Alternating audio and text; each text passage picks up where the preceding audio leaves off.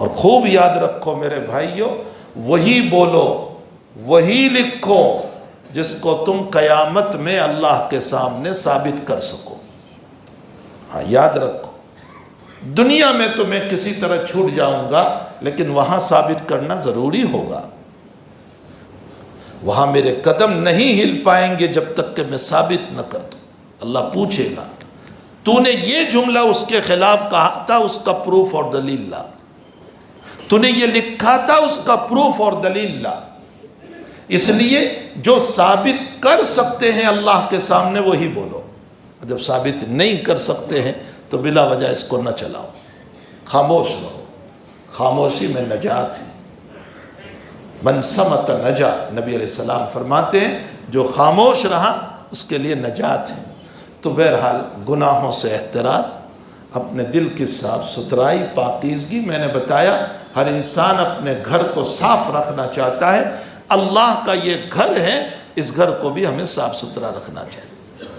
حضرت الامام غزالی رحمۃ اللہ علیہ نے اپنے ایک مرید کو یا اپنے ایک شاگرد کو، اپنے ایک اسٹوڈنٹ کو کچھ نصیحتیں لکھی تھیں، وہ چھپ چکی ہے، ایک رسالہ ہے، اور اس رسالے کا نام بھی بڑا عجیب ہے، ایھا الولد۔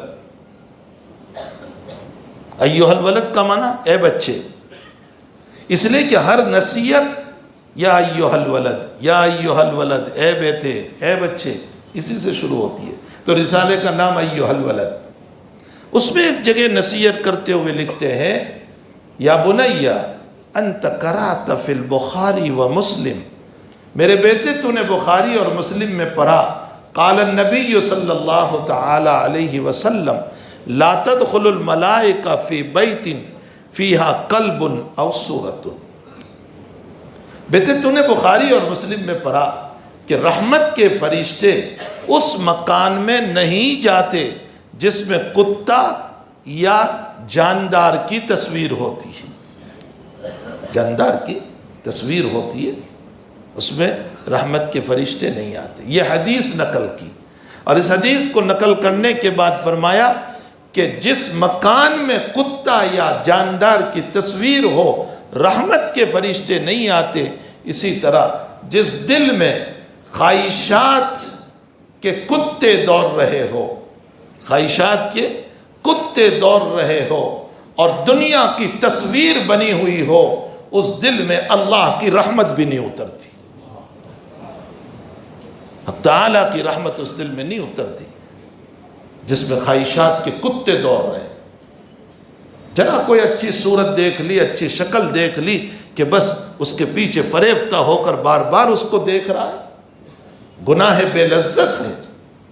کیا ملے گا؟ کیا میرے اس کو دیکھنے سے وہ میرے قابو میں آ جائے گی، میری ملکیت میں آ جائے گی؟ بے لذت گناہ ہم کر رہے ہیں جس میں کوئی لذت نہیں، اپنے دماغ کو ہم سیاہ کر رہے ہیں، اپنے دل کو ہم کالا کر رہے ہیں۔ اور یاد رکھو میرے بھائی، ناشکری سے بڑھ کر بدترین عمل کوئی نہیں ہے، ناشکری سے بڑھ کر بدترین عمل کوئی نہیں۔ اللہ ایک جگہ قرآن میں فرماتے ہیں ما یفعل اللہ بعذابکم ان شکرتم وآمنتم وکان اللہ شاکرا علیما۔ اللہ تمہیں عذاب دے کر کیا کرے گا اگر تم شکر گزار بندے بن جاؤ اللہ کے۔ شکر بہت بڑی نعمت ہے، ناشکری بدترین عمل ہے۔ پھر ناشکری کی 3 شکلیں ہیں، خوب یاد رکھو میرے بھائی، 3 شکلیں۔ نمبر 1، زبان سے ناشکری۔ کیا ہے میرے پاس، کیا ہے میرے پاس؟ مکان شاندار ہے، کسی کو کہہ رہے ذرا غریب کھانے پر آ جاؤ، اللہ اکبر، مکان دیا تو غریب کھانا بول رہا ہے اس کو، یہ ناشکری ہے اللہ کی۔ اگر اللہ نے دیا ہے تو کہو آؤ میرے مکان پر، یہ غریب کھانا کیا چیز، یہ سب تکلفات ہے۔ ایک تو زبان کی ناشکری، نمبر 2 دل کی ناشکری۔ دل کی ناشکری کیا ہے؟ علماء نے لکھا ہے کہ اپنی اوقات اللہ کو بتانا، یہ اللہ میں عبادت کرتا ہوں، میں نمازیں پڑھتا ہوں، میں تہجد پڑھتا ہوں، میں صدقہ دیتا ہوں، میں زکوٰۃ دیتا ہوں، میں چلے میں جاتا ہوں، میں مبلغ ہوں، میں معلم ہوں، میں مدرس ہوں، اور بس تو نے مجھ کو اتنا ہی دیا؟ یعنی میری اوقات تیرے وہاں بس اتنی ہی ہے؟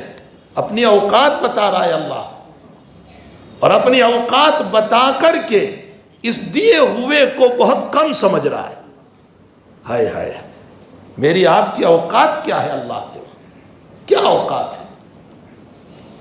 کون سی عبادت ہم نے اس رب کی کر لی؟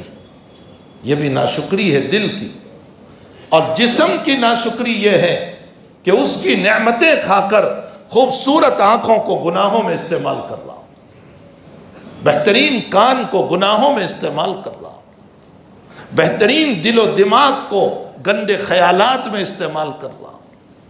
یہ جسم کی ناشکری ہے، یہ 3 ناشکریاں۔